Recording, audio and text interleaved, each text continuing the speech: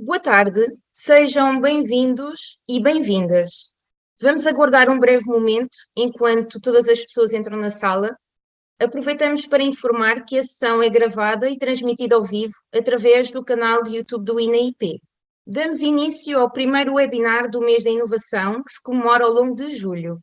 A investigação, desenvolvimento e inovação na administração pública é o tema central do debate de hoje. À semelhança das anteriores conferências organizadas pelo INA, esta sessão terá interpretação para a língua gestual portuguesa, que será assegurada por Lúcia Ramos, da Associação de Tradutores e Intérpretes de Língua Gestual Portuguesa, a quem agradecemos desde já. Tem a palavra a Presidente do Conselho Diretivo do INAIP, Professora Luísa Neto. Muito boa tarde a todos. Cumprimento todas e todas com um grande gosto em os ver, ainda que desta forma telemática. E, de facto, como se dizia, julho é sempre sinónimo de inovação para a administração pública. E, por isso, debater ao longo deste mês de julho a investigação, o desenvolvimento e a inovação na administração pública faz todo o sentido.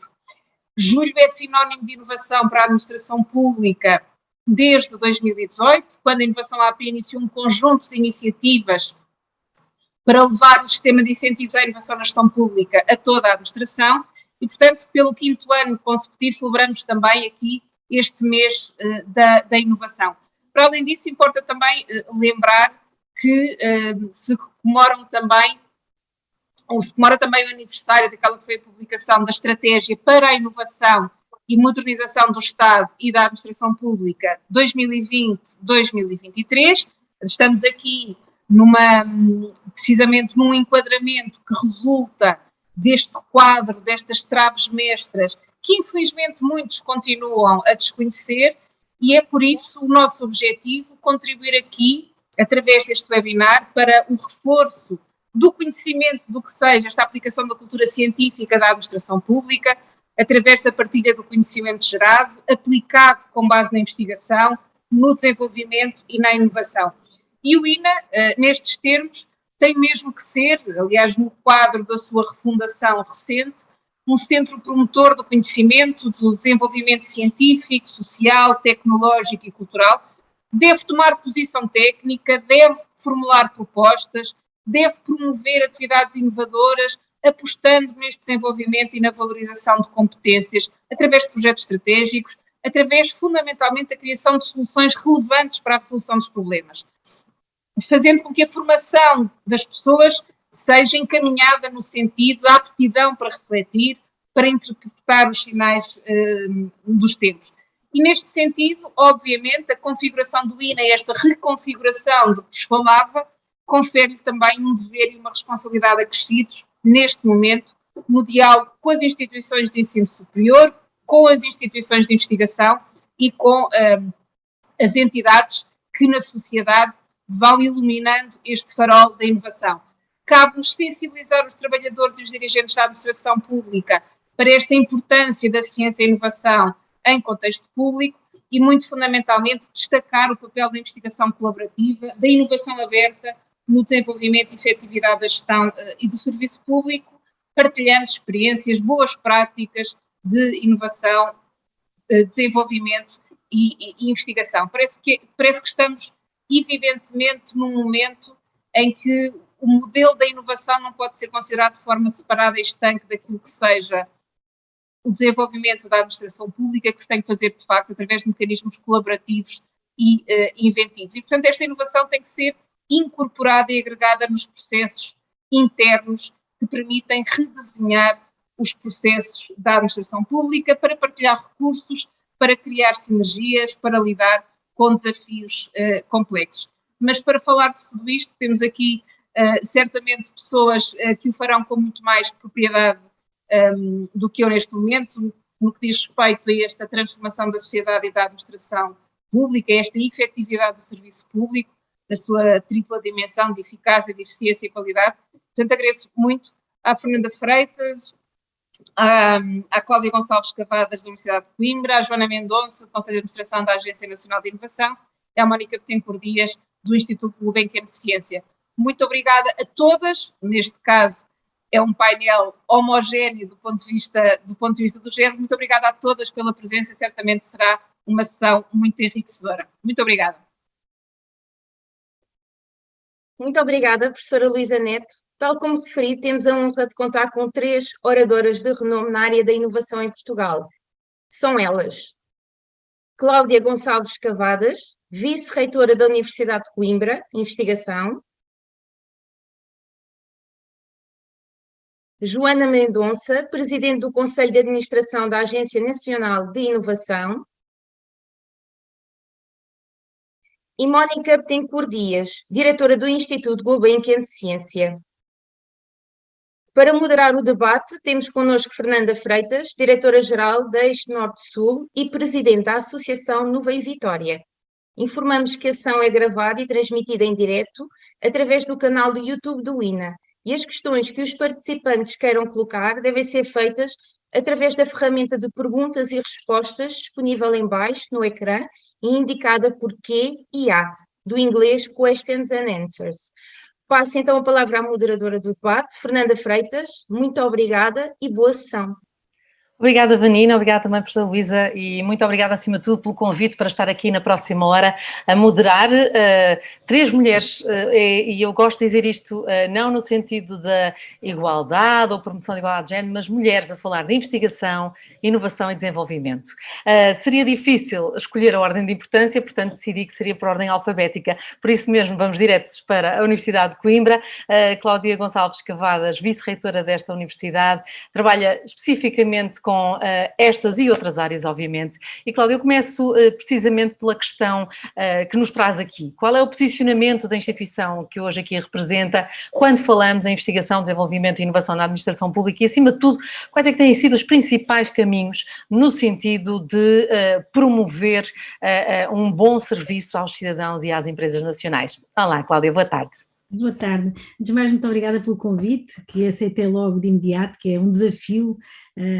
Quero também agradecer as palavras simpáticas da professora Luísa Neto e o convite também do Abel Carreira, que temos esta relação. Bem, eu venho em representação da universidade ou em nome individual, depende como quiserem. Portanto, a Universidade de Coimbra realmente, pelo número que vem aí, é realmente uma instituição robusta em termos de tempo, com mais de 700 anos e que, na verdade, é muito, portanto, é o que nós costumamos dizer que é uma instituição que tem as várias áreas, as áreas do conhecimento. Portanto, estamos a falar de muitas faculdades. Eu, como vice-reitora, tenho o pelouro, neste momento, da investigação. Ou seja, portanto, o meu público dentro da universidade são os investigadores, que são todos os docentes, estudantes de doutoramento, estudantes de mestrado, esse é o meu público. E que depois, claro, que reverte, que tem uma componente também de um público muito importante, que eu vou já explicar um bocadinho como é que se pode ligar à administração pública, que são os candidatos a doutoramento ou estudantes de doutoramento. Ora bem, a universidade neste momento, e como todos sabem, então não vamos falar da componente mais de formação, que também é importante e que interage com a administração pública. Eu, do meu lado aqui, o que eu vejo todos os cantos da administração pública como um laboratório. E a formação de base é na área de ciências farmacêuticas, na área biomédica, e é assim muito interessante imaginar a administração pública, todos os locais como locais de produção de conhecimento, porque são os locais de dados, portanto, temos muitos dados de organizações que se podem utilizar para a Universidade de Coimbra, para os seus investigadores e investigadoras poderem colaborar. Isso no sentido de um lado. Por outro lado, a própria Universidade de Coimbra poderá dar esse contributo na melhoria contínua e de novas abordagens mais ou menos inovadoras, muitas vezes podem nem ser inovadoras, mas podem criar um incremento. Deixem-me só também dar mais uma chega, ou seja, na Universidade de Coimbra nós temos 3.000 estudantes de doutoramento, cerca de 70 programas de doutoramento, que também podem ser relevantes, imaginar a administração pública como um local onde as pessoas olham para o seu local de trabalho, para o que geram, para o que estão a fazer, como uma possível tese de doutoramento ou gerar dados, isso é muito importante. Há aqui um desafio, que muitas vezes não há o reconhecimento na administração pública dos doutorados e das doutoradas, portanto isso é o desafio que temos que lutar para isso, e acho que essa componente pode ser muito, muito relevante. E claro que depois imaginaremos qual é o contributo, é o repositório de dados que a Universidade de Coimbra pode gerar, em colaboração com a administração pública, dados abertos, publicações científicas, mas para que é que servem as publicações científicas? Na verdade é para a promoção, para a disseminação do conhecimento noutras áreas. Deixem-me acrescentar um bocadinho, portanto estes desafios são sempre, os desafios da administração pública e de todos a nível mundial, os desafios são multidisciplinares. Portanto, isto não quer dizer que não pode estar confinado a uma determinada área científica, porque os desafios são demasiado complexos. Portanto, eu acho que aí a própria administração pública é um ambiente rico, multidisciplinar, que cruza com o ambiente rico multidisciplinar de uma universidade como a Universidade de Coimbra. Portanto, eu acho que tem que haver aqui uma sinergia muito relevante. Depois temos projetos, como é evidente, projetos que poderão ser relevantes para a própria administração pública. Eu acho que vejo isto sempre como uma colaboração entre as instituições e trazer mais pessoas da administração pública para dentro da universidade, a universidade mais dentro da administração pública, e acho que só assim é que conseguimos melhorar de ambos os lados. Portanto, a universidade não estará aqui na sua torre, por algum motivo não pus aqui a fotografia da torre, mas sim dentro da administração pública para desenvolver projetos, e eu acho que muitas vezes os desafios podem vir da administração pública e ao contrário, podem vir da universidade, e acho que em projetos colaborativos vamos avançando. Então, eu acho que é um bocadinho esta a minha perspectiva, mais uma vez, olhando para a administração pública como um laboratório muito interessante de gerar dados que poderão ter impacto a nível na sociedade. E obrigada, Cláudia, por esta primeira intervenção. Eu desculpem esta via verde, eu retiro os títulos a toda a gente para precisamente facilitar a nossa conversa. Depois destas intervenções de resto, eu convido as 3 oradoras a juntarem-se também em diálogo, ou quase em triálogo, não é essa palavra existisse, mas acima de tudo é tão interessante, Cláudia, trazer-nos, eu digo a nossa universidade, não é? Posso dizer, a nossa universidade para fora das paredes da própria cidade de Coimbra, diria, não é? Estar um bocadinho ligada a Portugal e ao mundo, com tantas experiências que se vão desenvolvendo neste laboratório de que falo, eu acho que é uma boa imagem. E se quisermos olhar para uma entidade que é grande catalisadora e potenciadora da inovação em Portugal, temos necessariamente de olhar para a ANI, a Agência Nacional de Inovação. A Presidente do Conselho de Administração é a Joana Mendonça, a quem eu saúdo. Boa tarde, Joana, muito bem-vinda também. Obviamente, sendo uma Agência Nacional de Inovação, perguntar-lhe o que é que vocês fazem em prol da inovação é um bocadinho redundante. Vocês fazem tudo, ou pelo menos tentam fazer. Eu, se calhar, assim desafiava a olhar, a partilhar com todos aqueles que nos estão a ver, para além das vossas competências, e hoje em dia as vossas atividades têm os chamados 3 desígnios nacionais, não é? A transição energética, a digital e a coesão, mas acima de tudo o que é que a ANI pode fazer com as outras entidades, nomeadamente as que aqui estão presentes, e o que é que nós também podemos dar enquanto contributo, sendo meros cidadãos, ou neste caso também mera empresária. Obrigada, Fernanda. Fez muito bem em tirar os títulos que só ocupam espaço e não trazem valor ao diálogo. Eu queria começar por agradecer o convite, dizer que é a primeira vez que participo em qualquer painel só constituído por mulheres, embora bem da diversidade nos faça falta também aumentar a diversidade. Também é a primeira vez que participo num webinar que é traduzido em língua gestual e, portanto, saludo a iniciativa, que acho que devia ser a regra e não a exceção. Por falar em inovação, faz-nos falta se calhar pensar em formas diferentes, embora tenhamos a Lúcia que está aqui espetacular no ecrã, de certeza que há uma metodologia para fazer isto, quase automaticamente, não sei, um chatbot qualquer que possa fazer isto, fica aqui o desafio aos inovadores. Bom, quando pensamos em inovação na administração pública é um campo um pouco complexo. Porquê? Nós estamos aqui a falar um bocadinho da resposta aos cidadãos, que é o que eu chamo o lado visível da administração pública, não é? Que é aquilo que nós vamos a um serviço público, a forma como somos atendidos, etc. Há todo um lado da administração pública que nós não vemos. E esse é para mim o grande desafio da inovação na administração pública, porque claro, como não vemos, não somos tão exigentes, não é? Como cidadãos. e portanto e também bastante mais difícil, e para mim até é o mais importante. Quando nós pensamos porque é que as empresas inovam, que é a grande pergunta, porque é que as empresas inovam? Nós sabemos que elas inovam para ganhar competitividade no mercado. Nós na administração pública tipicamente não temos essa visão, primeiro porque não somos concorrenciais, de uma maneira geral, temos, não é? Temos o negócio garantido, digamos assim, as atribuições garantidas de forma direta e, portanto, é muito difícil estimular a inovação na administração pública, é o que eu tenho a dizer.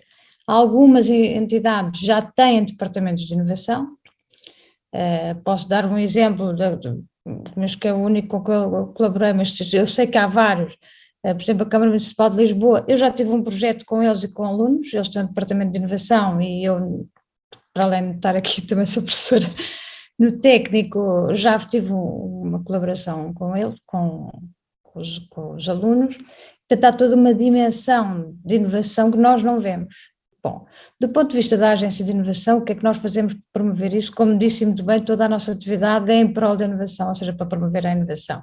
Claro que muitas das nossas atividades estão centradas nas empresas, precisamente porque existe esta relação entre inovação e crescimento económico, ela está estudada e, portanto, nosso motor é promover a inovação de forma, no fundo, no fim de contas, a crescer mais como país e ajudar as empresas. E, portanto, desse ponto de vista, eu diria que 98% da nossa atividade está centrada nos agentes económicos, nas empresas e depois no ecossistema de inovação, as universidades, os centros de investigação e as chamadas instituições de interface muito importantes para isto. Na verdade, algumas das nossas entidades da administração pública já pertencem a estas instituições de interface, entram como associados e isso também é muito importante. Bom, para além disto tudo, nós desenvolvemos, enfim, um trabalho sobre as compras públicas de inovação, ou seja, a promoção precisamente da aquisição de inovação por parte da administração pública. Começámos por fazer um estudo encomendado ao ISCTE para perceber como é que nós nos comparávamos com outros países e verificámos que, estimado pela nossa equipa, entre 2% a 4% das nossas compras públicas globais são de inovação. Sendo que nós entendemos por compras públicas de inovação, não só a aquisição de serviços de investigação e desenvolvimento, como, que é o chamado procurement, não é? Como o chamado procurement, ou seja, aquisição de desenvolvimento de soluções inovadoras para a administração pública. Este número é bastante baixo, tendo em conta as nossas capacidades de mercado, por exemplo, em Espanha é 2,5 vezes maior e noutros países também. Para além disso, é que esse estudo também aponta que o nosso potencial de mercado permitiria, de facto, crescer isto pelo menos 2 vezes. Bom, na verdade, o que é que pode ser feito para isso? Nós começámos por estabelecer um centro de competências em conjunto com o IMPIC para as compras públicas para a inovação, mas sobretudo começa por sensibilizar as entidades da administração pública. Temos feito também alguns webinars e algumas formas de divulgação e nós sabemos que há setores em que isto pode ser crítico. Lembro-me, por exemplo, da saúde, que é praticamente existente, este mecanismo praticamente não é utilizado. Lembro-me, no outro dia estava a falar com uma empresa que fornece dados de satélites e que me diziam, em Portugal não tenho clientes, mas tenho imensos clientes noutros países da administração pública. Portanto, tudo isto precisa, no fundo, de um incentivo, de um estímulo, e por isso também acho que este webinar é crítico, pode ser muito importante para isso, para começarmos a falar disso, de inovação na administração pública, o que é. Isto não é uma coisa nacional. A OCDE tem um observatório de inovação no setor público, portanto isto é uma preocupação que é transversal, precisamente por causa destas razões do mercado, do estímulo ao mercado. Agora, nós efetivamente procuramos pouco, isto tem a ver também com algumas fragilidades nas nossas competências internas da administração pública.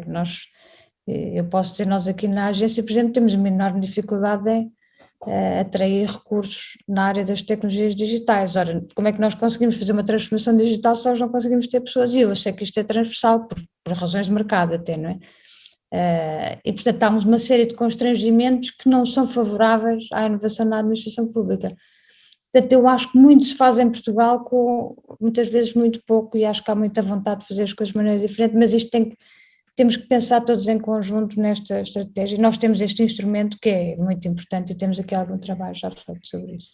Obrigada por este contexto. De facto, estamos no sítio certo para, pelo menos, pensar. É claro que numa hora não vamos encontrar todas as respostas, até porque não sei se vamos colocar as questões mais originais, não é? Isto é o que a Mónica Bittencourt Dias está habituada, questões científicas originais num ambiente multidisciplinar, isto de acordo com o trabalho da Gulbenkian Ciência, mas, acima de tudo, é um espaço em que podemos lançar dúvidas e eu acredito que muita da inovação e daquilo que de facto vai sendo a transformação, o desenvolvimento do nosso contexto enquanto humanidade, enquanto sociedade, é fazendo perguntas, é pelo menos não ficar parado, é inquietar, uma certa inquietação vale sempre a pena quando falamos nestas questões.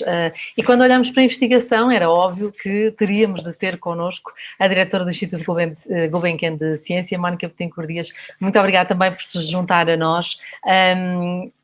O papel da investigação, um instituto como este que celebra aquilo que melhor a humanidade tem, eu nem sei quantas centenas de investigadores, 4, 5 centenas de investigadores de várias nacionalidades, todos juntos, em busca de desafios, em busca de respostas. É isso que, no fundo, nós devíamos, se calhar, fazer um bocadinho todos os dias, não à escala da Gulbenkian, mas em nossa casa, pôr pelo menos as nossas crianças a questionarem-se como é que podemos ser todos um bocadinho mais inovadores, um bocadinho mais, a contribuir mais para o nosso próprio desenvolvimento e quem sabe um dia ir bater aqui à porta do INA, que também tem, obviamente, um departamento de inovação que integra organicamente o Centro de Conhecimento. Todos nós temos de assumir que conhecimento é também inovação. Mónica, boa tarde. Boa tarde, mais uma vez é um prazer estar aqui também e como a Joana estava a dizer, é fantástico estar num painel como este, não é? Todo no feminino, mas também inclusivo e para dar mote para outros painéis no futuro ainda mais inclusivos. Mas também é um prazer estar aqui falando de inovação na administração pública, onde eu acho que é tão importante e como pelos números que a Joana estava a dizer, ainda temos muito para evoluir.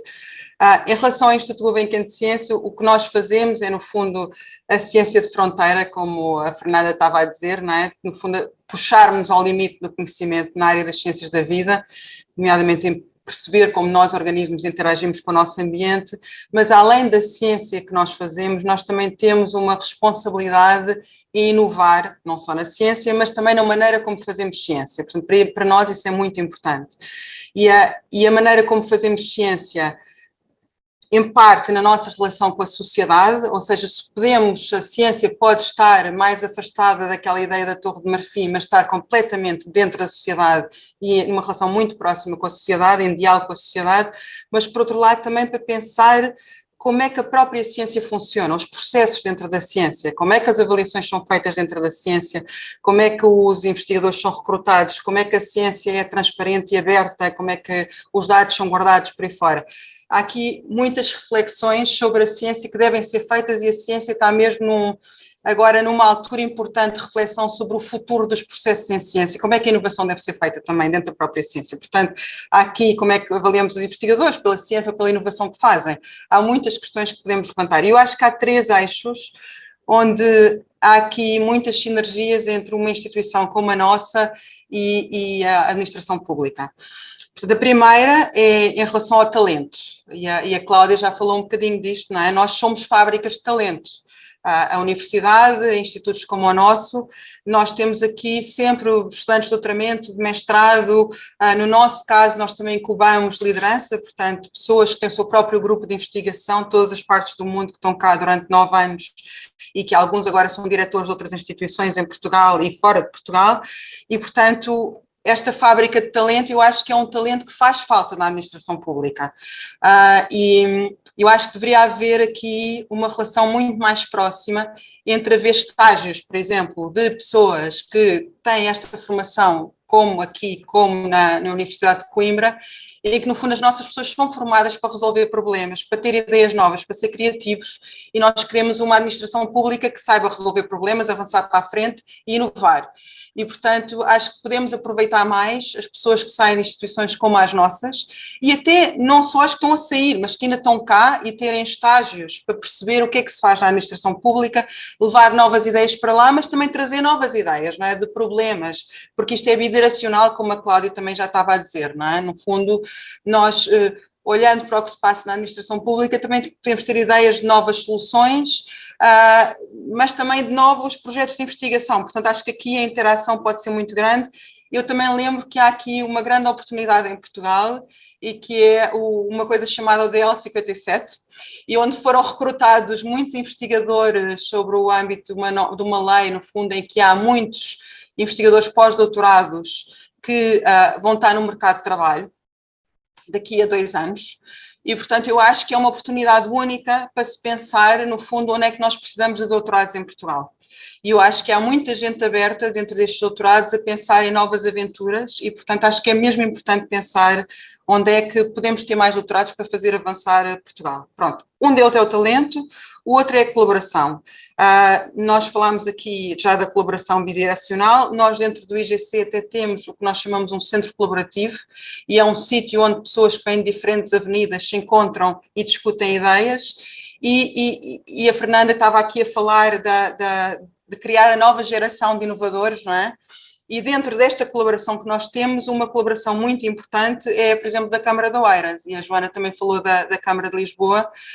Nós, com a Câmara de Oeiras, temos projetos na área de inovação, de financiarem até a instituição que faz, no fundo, promove a inovação aqui dentro de 2 institutos em Oeiras, 2 institutos de investigação, mas também promover a internacionalização em colaboração com a Câmara de Oeiras e também promover esta nova geração. E na nova geração, o que nós estamos a fazer em conjunto é projetos nas escolas, em cocriação com professores, para levar o pensamento crítico às escolas, com projetos que são multidisciplinares, o chamado Lab in a Box.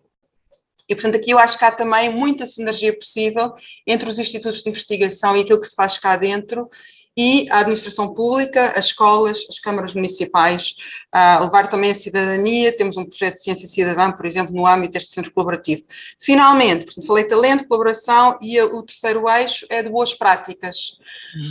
E boas práticas, nós aqui dentro do Instituto Gulbenkian de Ciência temos muita sorte por ser uma instituição privada, não é? De podermos inovar, temos uma responsabilidade para inovar, como disse, em várias frentes. Metade do nosso financiamento é da Fundação Gulbenkian, temos imensa sorte, é um luxo termos este financiamento, e, portanto, podemos inovar em práticas, seja no recrutamento, seja de talento, seja na avaliação dos nossos investigadores, seja mesmo na inovação que fazemos, como estava a falar. Portanto, todas estas práticas, todos os modelos que testamos a nível de como gerir uma instituição, são algo que podemos partilhar com outros. Nós, uma coisa que fazemos é, a nível da União Europeia, temos uma aliança de 15 institutos de investigação, um em cada país, chamada EU-LIFE, e realmente aí fazemos esta partilha de boas práticas, porque um instituto pode estar mais à frente na sua ligação à sociedade, outro instituto está mais à frente em promover inovação e outro está mais à frente na avaliação, outro está mais à frente nas infraestruturas tecnológicas, e, portanto, a partilha de boas práticas é muito importante, e nós também começamos agora a fazer na área de Lisboa uma aliança semelhante entre diferentes institutos de investigação. Portanto, sumarizando, eu acho que aqui, entre institutos como o nosso e a administração pública, há 3 eixos que eu acho de colaboração, seja no talento, seja na colaboração em projetos, seja na partilha de boas práticas, e deixaria por aí por enquanto. Sim, esta questão das boas práticas é sempre uma mais-valia. Aliás, nós já temos várias perguntas por parte do público, mas eu gostava de facto que cada uma de vocês me desse uma boa prática, daquelas, este foi fantástico. Eu, por exemplo, não sei se as pessoas sabem, não é que tenha muito a ver com a administração pública, e se calhar a Mónica vai-me arranjar outro exemplo, mas uma das parcerias do Instituto é com o Nós Alive, ou seja, e as pessoas não estão à espera que haja ciência, investigação, biodiversidade, cozinha molecular dentro de um festival de música, não é? Portanto, este out of the box, não é? Sair um bocadinho fora da caixa, ou se calhar até esquecer que existe a caixa, é um grande desafio, não é?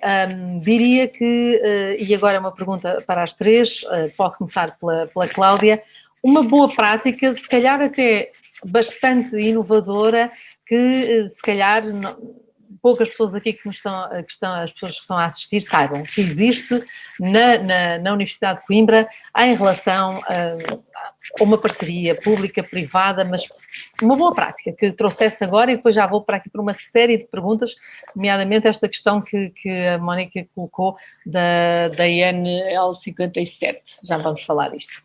Cláudia, começa por si. Aqui fica uma desvantagem em relação à Mónica, porque eu teria que escolher uma boa prática de em 38 centros de investigação. Escolha o seu. Que é muito semelhante, tanto de coisas que têm sido feitas também no Instituto Gulbenkian de Ciência. E realmente, portanto, eu sou, como investigadora, sou do Centro de Neurociências e temos também feito boas práticas semelhantes ao que a Mónica referiu.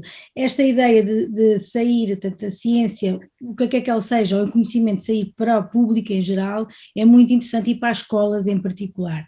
Portanto, isso temos feito de uma forma, acho que faz parte da obrigação de todos os investigadores de o fazer. Portanto, esse está feito. Posso dizer não é uma boa prática, acho que é uma prática, não sei se é boa ou má. Por exemplo, nós divulgámos ciência dentro dos autocarros, ou seja, fomos investigadores dentro do autocarro e fomos falar sobre, foi muito interessante ver, e para públicos que não são óbvios. Em relação às escolas também tem sido feito, portanto, ou seja, isso também é uma nossa área muito interessante. Talvez eu ia dizer um projeto muito interessante que nós temos tido, e temos tido algum financiamento da universidade em vários polos de inovação social, ou seja, projetos de inovação social, financiados por inovação social, nomeadamente um projeto de colegas da investigação da área da psicologia para a prevenção da saúde mental e da depressão dentro das escolas, ou seja, foram capacitar os professores e os encarregados de educação sobre a prevenção, isto antes da pandemia, que depois continuou a pandemia, portanto foi um projeto muito interessante de capacitar as escolas para essa prevenção, portanto teve muito impacto, depois levaram investigadores lá, mas portanto, esse é um exemplo, ou seja, eu acho que tudo que seja um bocadinho diferente, acho que temos que abraçar e avançar e dar apoio, portanto e só queria acrescentar um bocadinho, a própria universidade faz parte da administração, ou seja, há um processo administrativo pesado, né, dentro da própria universidade, que se vai transformando, especialmente nas questões mais tecnológicas, portanto isto é a própria universidade precisa de um próprio laboratório, a parte administrativa, a reação, por exemplo, a resposta ao problema de ter fechado, de repente uma universidade que fecha, uma universidade com 25 mil alunos que fecha, que todos os processos administrativos que possam imaginar fecham ao mesmo tempo, nós conseguimos rapidamente continuar a funcionar. Portanto, ou seja, eu acho que neste processo de emergência foi muito interessante ver, e que ficou entretanto, não é? As estruturas tecnológicas que ficaram, que dão apoio agora à própria universidade, ou seja, neste momento já não tem pilhas de processos para assinar com papel, eu nem sei o que isso é, pautas assinadas, tudo que é digital já está neste momento dentro da universidade, ou seja, é difícil dizer... Apesar de tudo, esta urgência que a pandemia trouxe no desenvolvimento, ou seja, veio acelerar muita coisa, é claro que trouxe muita coisa má, e se fizermos nos pratos da balança, não sei até que ponto é que valeu a pena, mas do que ficou, esta agilização de uma série de projetos, alguns processos de inovação, eu acho que, apesar de tudo, temos de tirar isso como um aspecto menos negativo de tudo, não é? Certo, e que se consiga, algumas que sejam, que se mantenham, não é? E alguns se mantêm, que já não se volta atrás. Mas eu queria dar aqui muitos exemplos, só também para chamar a atenção que nós temos uma interface, portanto a Universidade de Coimbra é muito grande, ou seja, torna-se muito difícil dar um exemplo, como eu disse há pouco, mas temos uma interface que liga às empresas, liga ao exterior, portanto, ou seja, temos os centros de investigação mais fundamental, que muitos depois têm investigação mais translacional, quer para a saúde, quer para as questões tecnológicas, depois temos uma unidade que fala na transferência de tecnologia, que nós chamamos o C-Business, que tem portanto, e tem sido muito também um bom exemplo de inovação dentro da própria instituição, como é que nós fazemos essa transferência e de acolher a informação. Joana, vou-lhe pedir também uma boa prática que possa partilhar connosco da Agência Nacional de Inovação, começando já a piscar o olho a uma das perguntas que está recorrente do público: como ultrapassar as resistências à inovação? É muito curioso estar a fazer essa pergunta, porque eu estava a ouvir a Cláudia e estava-me a recordar quando comecei a dar aulas no técnico em 2016, 17, e a primeira vez que me chamaram para ir assinar uma pauta à mão, fisicamente. E eu fiquei totalmente espantada e disse: como assim? Não, eu tinha que ir naquele horário, não é? Das 9 ao meio-dia, deslocar-me fisicamente para ir assinar um papel. Em 2017. Em 2017, não foi assim há tanto tempo. Foi ontem. E eu encontrei um colega meu que tinha uma posição no Conselho Diretivo e disse: mas é mesmo preciso ir obrigado? Sim, é obrigatório. E o meu espanto foi: mas nunca ninguém pensou que isto podia ser feito de outra forma. Claro. Me pergunta, ele ficou quase incomodado de eu estar a perguntar, pôr em causa todo o processo. E eu acho que este espaço que estamos a ter aqui, que, como eu disse, eu penso que é raro, nós fazemos perguntas, mas será que não é possível? A minha pergunta todos os dias é: não é possível fazer de outra maneira? Porque nós normalmente fazemos as coisas de uma certa maneira porque sempre foi feito assim. Sim, não é? E as regras, já, tipicamente a resposta é as regras. Mas como Joana, daí este exemplo que a Mónica Betancourt Dias falava, não é? De trazer pessoas completamente fora da área. É sempre interessante. Eu tenho essa experiência no meu trabalho e também nos meus movimentos associativos, e é tão interessante quando olhamos para um conjunto de pessoas cujas práticas e conhecimentos são completamente diversos, e um arquiteto tem uma visão, um cientista tem outro e um engenheiro terá outra, e quando se faz o tal laboratório que a Cláudia, eu adoro essa imagem, não é? Eu era pequenina, queria ser farmacêutica, portanto, quando se faz esse popurrí, não é? Consegue-se de facto pensar para além daquilo que é o óbvio, para além dos processos que já estão implementados. A questão principal é ultrapassar a resistência. É muito difícil, e na verdade a resistência, porque o ser humano é resistente à mudança, por natureza, não é uma coisa... Não é por mal, pá. Não, é mesmo inerente, não sei, a Mónica se calhar explica-nos isto do ponto de vista celular, já que uma explicação qualquer. Nós somos resistentes, é muito difícil introduzir a mudança dentro das instituições, é mesmo difícil. Boas práticas, eu vou deixar aqui, partilho convosco uma reflexão e uma prática que instituímos. Nós, aqui há cerca de um ano, portanto, tornámos as sociedades sócios agora tenho que lembrar, da Associação para a Diversidade e a Inclusão, e introduzimos como regra obrigatória nos nossos métodos de recrutamento, tivemos uma formação, como recrutar de forma inclusiva, alterámos totalmente os nossos anúncios de emprego, vejam lá, a forma como o anúncio está escrito promove a resposta de pessoas que não sejam consideradas o mainstream da empregabilidade, digamos assim, e promovem no fundo isso, e portanto eu acho que isso é uma boa prática e devia ser obrigatória em toda a administração pública. Deixo aqui uma que é nossa, que fomos nós. Muito bem, aqui está já um desafio. Mónica, para além de uma outra boa prática, se bem que eu acho que essa que nos falou da possibilidade de vocês fazem internamente e também externamente, não é? De investigadores cá e lá, de alguma forma lançar também já aqui esta questão, não é?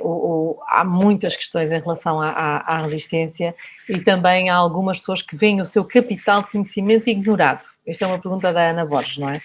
O que é que as pessoas também podem fazer, não é? Sim, eu acho que, juntando aqui duas coisas, portanto, uma maneira é obviamente recrutando novas pessoas. Quando a pessoa recruta pessoas novas, ela te traz uma maneira diferente de ver o sítio, não é? O problema, e portanto pode ir diluindo as visões antigas e mais resistentes à mudança, portanto trazer pessoas que vêm com outras perspectivas, mas isso nem sempre é possível.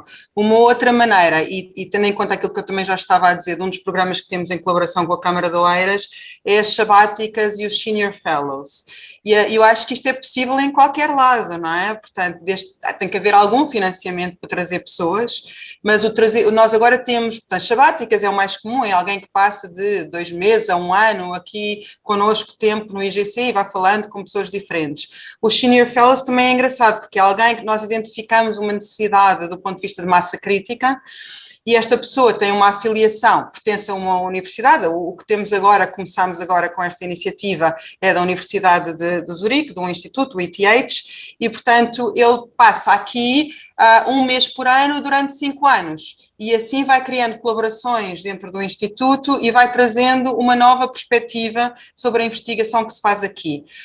Uma outra iniciativa que ainda não fizemos, mas que estamos a pensar fazer, é os inovadores em residência, Entrepreneurs in Residence, ok? Portanto, para trazer novas perspectivas para dentro do IGC. E eu acho que isto que eu estou a falar, seja mais curto ou mais longo, é algo que se pode fazer independentemente de ter posições ou não é? Porque não é uma coisa, não é uma posição permanente que se está a dar. Portanto, é uma maneira de trazer pessoas com uma maneira diferente de pensar, que eu acho que serve em qualquer setor para começar a trazer alguma inovação e outras perspectivas. Mas, contudo, por exemplo, esta questão da Ana Borges parece muito interessante. Por vezes há essas pessoas que já estão na administração pública e não veem o seu conhecimento reconhecido, por assim dizer. Sim. E a pergunta dela é mesmo esta: que propostas é que podem surgir para pessoas que estão a exercer funções na administração pública, que têm mestrado, doutoramento e não estando na academia, veem o seu capital de conhecimento ignorado? Pois, mas se calhar aqui, dentro de projetos inovadores, ter projetos inovadores dentro da própria administração pública, não é? Em que as pessoas podem fazer também alguma investigação. Isto é algo que nós discutimos muito, por exemplo, em relação aos médicos, não é? Porque em Portugal é muito difícil ser médico e fazer-se investigação. Enquanto, por exemplo, quando eu estava no Reino Unido, havia médicos que só faziam clínica 1 dia por semana, todo o resto do tempo era dedicado à investigação. E realmente ali havia uma colaboração entre a investigação e a clínica, que é o que faz sentido, não é?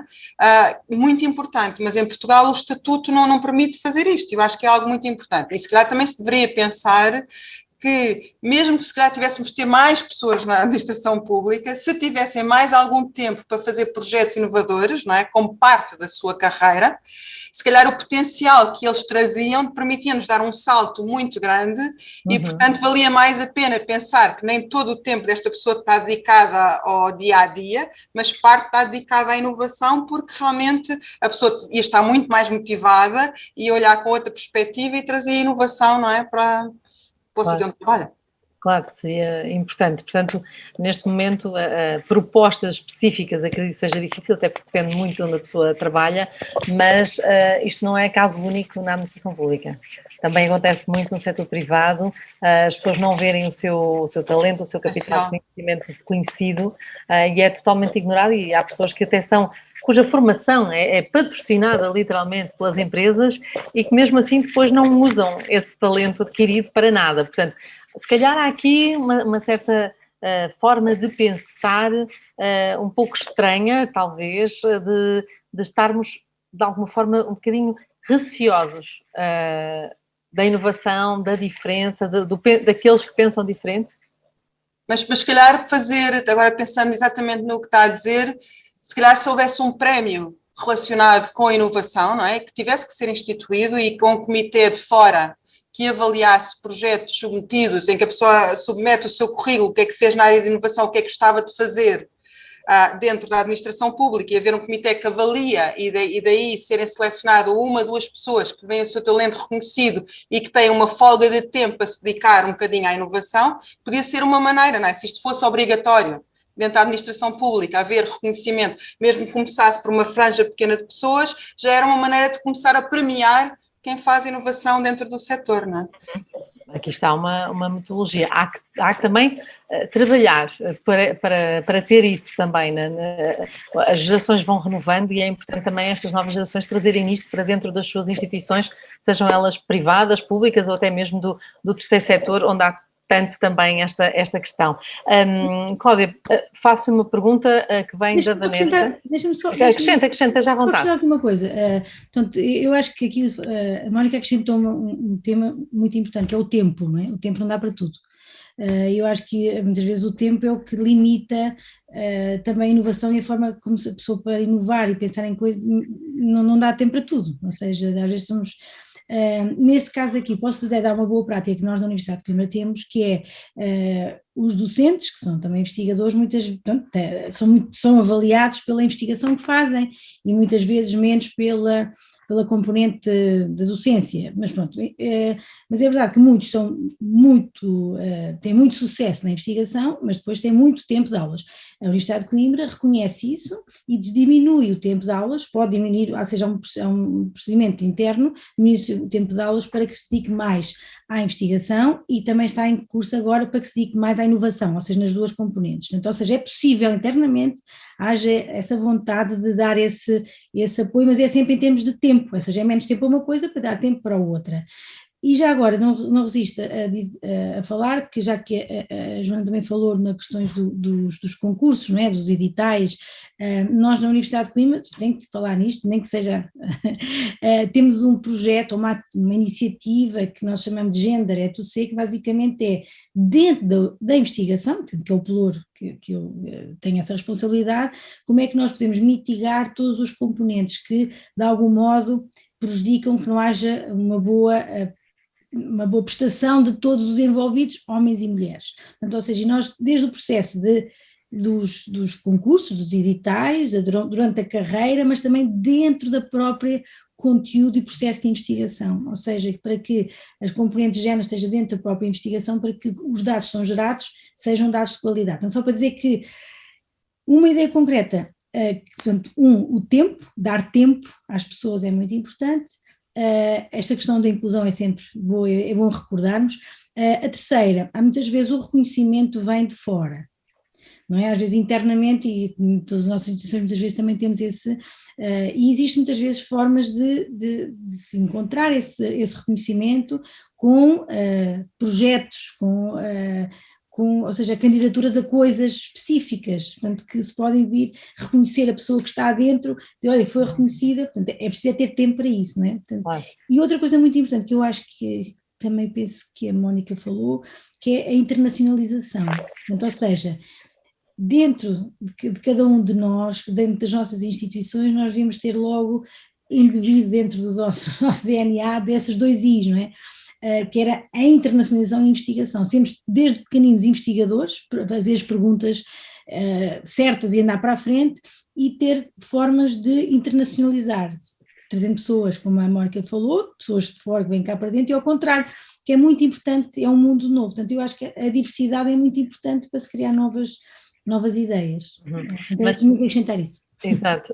Joana, em relação àquilo que a Mónica também estava a dizer, quando juntava os talentos, a colaboração e as boas práticas, a Vanessa Ribeiro diz que a administração pública não oferece condições que permitam atrair os talentos. Ou seja, as tais ideias que possam vir de fora, se calhar não chegam, porque talvez o perfil de quem chega à administração pública está um bocadinho desenhado. Se calhar já nem toda a gente quer ir para a administração pública porque não tem reconhecidamente, pelo menos, este lado de que estamos a falar hoje, portanto, de desenvolvimento, de inovação, de investigação. O que me diz, Joana? Fernanda, ainda bem que pôs essa pergunta, que esse ia ser o meu contributo final. Eu acho que isso é uma visão totalmente errada de quem não conhece a administração pública, começo por dizer. Quem começa por conhecer sabe que de facto há coisas fantásticas que acontecem que ninguém sabe. Há pessoas, nós por exemplo na agência temos muitos doutorados, que é uma coisa curiosa, temos bastantes doutorados a acompanhar projetos e na verdade eu acho que fazem falta termos mais doutorados na administração pública. Em muitos países do mundo nós temos uma absorção de doutorados dos organismos públicos muito maior e isso naturalmente vai aumentar a eficiência do serviço público e a capacidade de inovar também na administração pública. Nós em Portugal temos uma administração pública que neste momento eu acho que é maltratada, se querem que vos diga, pela sociedade de uma maneira geral. Há uma visão um bocadinho negativa do trabalhador da administração pública, acho que se criou essa visão na sociedade, com muita pena minha, acho que isso também é algo que nós temos que trabalhar e mudar. Acho que também só por fazer uma chamada de atenção à Cláudia, as questões da inclusão para mim não são só géneros, são muito mais do que isso, não é? A questão do género também é preciso falar dela mais, mas ainda mais as outras inclusões, mas eu acho que que de facto a imagem da administração pública neste momento é feia, é má em Portugal. Acho que se pode fazer muita coisa inovadora na administração pública, mas a administração pública está estrangulada. Há de facto muitos serviços que estão deficientes de recursos. Muitas vezes não é só os recursos humanos, é também a capacidade de, lá está, aumentar a eficácia e a eficiência dos processos e que permitam libertar as pessoas para fazer coisas de maior complexidade. Não é? Eu falei do exemplo da digitalização, não é por acaso, é muito difícil de implementar, foi uma das coisas que eu iniciei aqui na agência, a transição digital, e nós vemos pela administração pública fora que é um grande desafio, há muita vontade de fazer, mas é um grande desafio. Há alguns instrumentos que ajudam e promovem, portanto eu acho que as pessoas, portanto convido quem quiser vir conhecer a agência, manda-me um e-mail, nós também temos alguns, temos que fazer se calhar um programa, os programas que a Mónica referiu são muito interessantes, acho que devíamos partilhar mesmo como é que eles funcionam, etc., e isso ser mais transversal, mas na verdade às vezes as pessoas têm pouco tempo, muito cansaço na administração pública, é preciso talvez arejar um bocadinho e melhorar um bocadinho também essa imagem que transparece sobre a própria administração. A Mónica Cunha pergunta, e Cláudia, se calhar passo-lhe esta pergunta, até porque estamos quase a chegar ao final do nosso tempo, com grande pena minha. A inovação tem idade limite? Não, de todo.